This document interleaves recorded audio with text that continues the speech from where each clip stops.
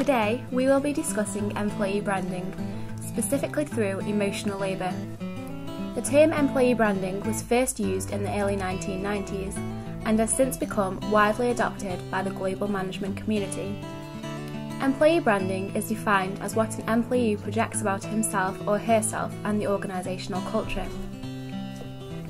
The employee also serves as a brand ambassador for his or her organisation. Consequently, there is a strong sense of affiliation between employee and organisation. Employee branding is recommended by many professionals, such as in business schools and HRM professional bodies, which is further supported by Pettinger, who states, "Branding is endemic in retail and is currently the dominant strategy around which retail competition is structured. Employee brand building behaviours including courtesy, responsiveness, reliability, helpfulness and empathy, among others. These behaviours are beneficial in contributing to consumers' perceptions of service quality and may result in higher levels of customer retention and loyalty. Superior employee branding can be achieved by selective hiring or selective recruitment and providing training and development. In order to achieve employee branding, one of the methods is emotional labour. Emotional labour is defined as expressed emotions that satisfy display rules but that clash with inner feeling. Employees are the first encounter consumers have with the organisation. The employee must therefore duplicate the organisation's enthusiasm of how the company wishes to portray itself. This idea is further supported by Hochschild.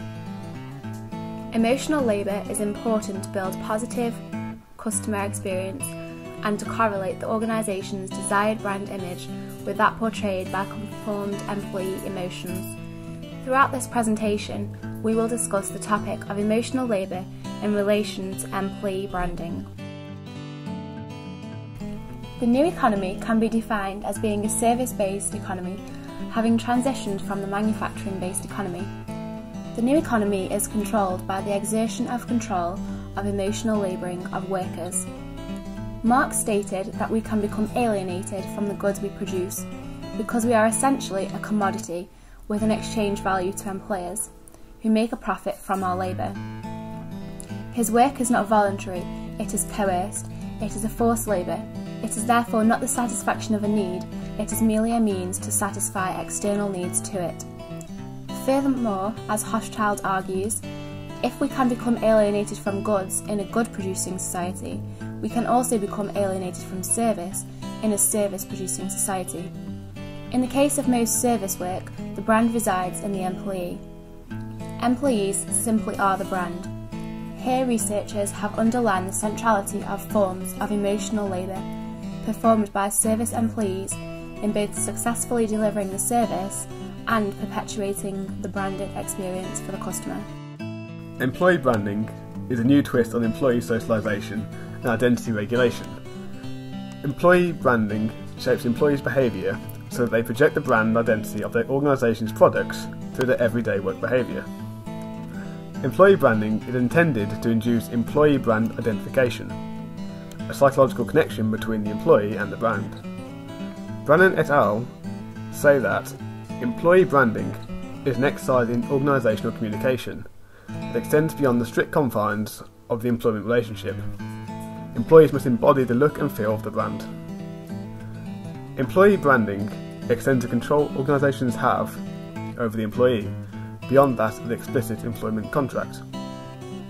Employees are entreated to reproduce the brand.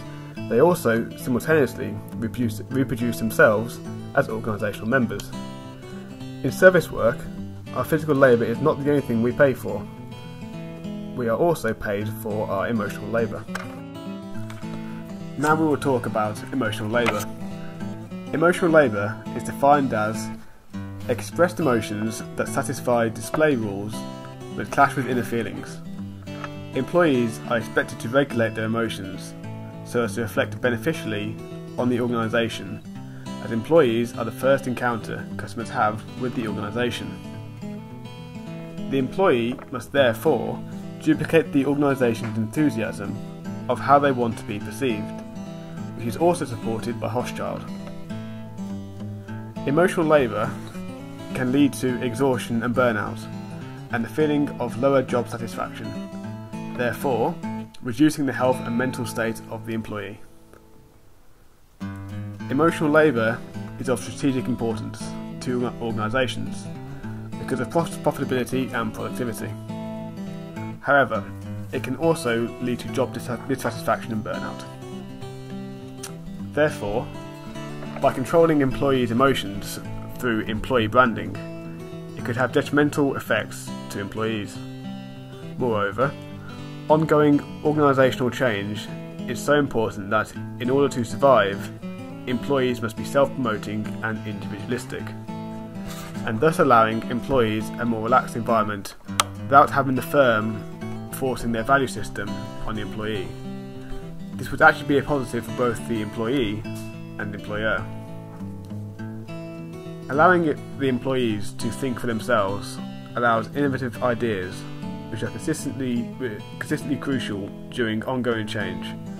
This is further supported by Legg, who argues that organisations with strong corporate cultures are inward-looking, conformist, complacent organisations sunk into a morass of groupthink, rigid rather than flexible, where innovation and debate is rejected. Times change, so must organisations. By encouraging groupthink, forcing employees to be inward-looking and conform through branding them, they're destroying innovative thinking. At work, I have to smile, even though I may not feel like smiling on the inside. Hochschild states, "We must manage and manipulate our emotions as part of our impression management to customers."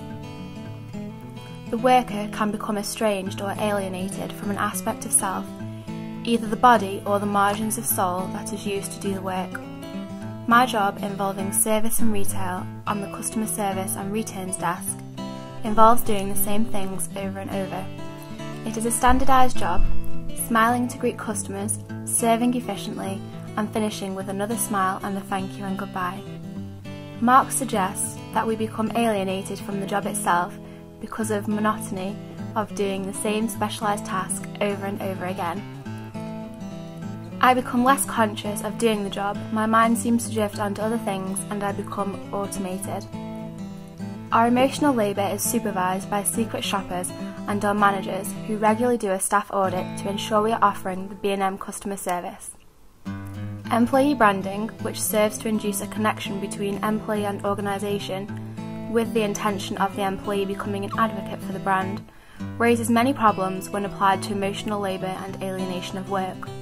If we are acting as repetitive machinery in our role at work, we become alienated from the production of our work. For example, my work would be my customer service and serving customers. Because the job is so repetitive and standardised, there is no requirement for me to use my brain when at work. I know that I am easily replaceable at work and need the pay, so this is my motivation to survive. And so, I am coerced into emotional labour in order to maintain the expectations of the company. However, I do not feel any allegiance with the company. My uniform acts as a prop where I am able to provide a barrier where my acting becomes legitimised and regulated by the company. I therefore become divided from my real self.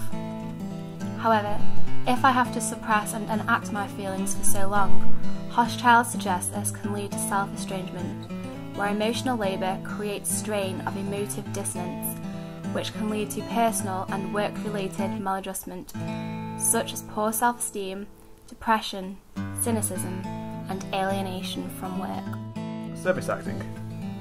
Surface acting is the body language, the put-on sneer, the posed shrug, the controlled sigh. Whereas deep acting is where display is a natural result of working on feeling, the actor does not try to seem happy or sad, but rather expresses spontaneously a real feeling that has been self-induced. Research suggests that surface acting is associated with job burnout and depression, and may result in negative reactions from observers. From the perspective of liberation management, the organisation can become more profitable and humane by encouraging employees to express their real selves at work, enabling the creation of an authentic, non-hierarchical culture. However, employees are restricted in how much of their real selves they portray within the workplace, and so have limited authenticity. If an employee is a brand advocate, they are committed to their job and so offer better customer service, and therefore increase productivity. As an example, Kelly went to purchase a jacket. She went into Hollister. The employees were very attentive and were modelling the products, showing the company's attractive beachy image, which Kelly wanted to be a part of. Processes of branding are always conditional, contingent, and open to interpretation and negotiation. Employees' interpretations of branding process may lead to ambiguity, but also to ruptures and resistance. Employees' capacity for resistance and counterproductive activity. For example, Peter works at Morrison's and has noticed that some employees don't uphold the Morrison's customer service ethos and values regarding when a customer asks for a product. Morrison expect their employees to show a customer where the product is within the store. However, the majority of the employees thought it was open to interpretation and would just point to the general direction of the product or just say a generic aisle, even if they did not know where the product really was. Do your experiences demonstrate a performance of brand values? Sophie's example of B&M does demonstrate the performance of brand values because she smiles at customers and offers the best possible customer service to give a memorable experience to the customers. She feels it is part of her job to perform these brand values as part of her role, as she has been trained to do so. By regular refresher tests, she is also provided with training initiatives of how to provide customer service efficiently and effectively. Peter's example of working in Morrison's does demonstrate the performance of brand values because he thought they were worthwhile and contributed to customer service. Although, he also experienced counterproductive activity where some of his co-workers were not as motivated and interested in providing the high customer service that Morrison's expected, and consequently went against Morrison's strategies of customer service excellence, and in doing so, did not demonstrate the performance of brand values.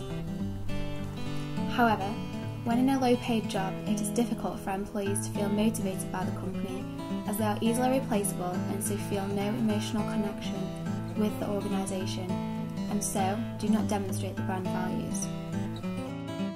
Does emotional labour support the development of a strong brand identity in the employee? Yes, because emotional labour allows employers to control the emotions of their employees to help provide strong brand identity. By providing positive associations with the brand through the control of the employee's emotions, it provides better customer service, which is required in the new economy to be successful in creating a strong brand identity in the employee. By training their emotions, they are also able to instill organisational culture and values as seen in Sophie's example.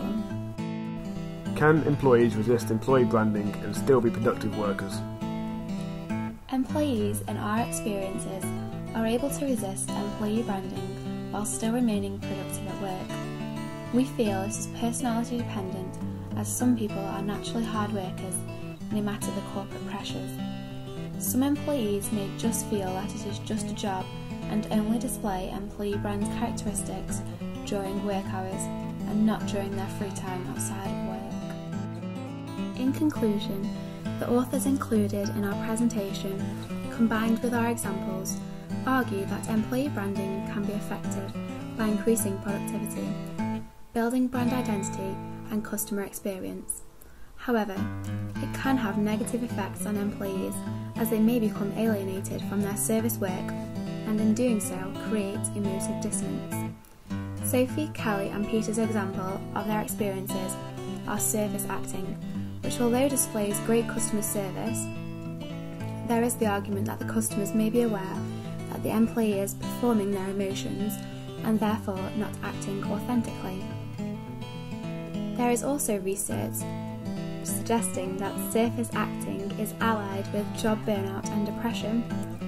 However, If the employee can incorporate deep acting within their work performance, this is beneficial for the employer. Certain employees may also gain job satisfaction through being employee branded, as they may be proud to represent the company outside of the workplace, especially if the brand has positive brand equity and strong CSR values.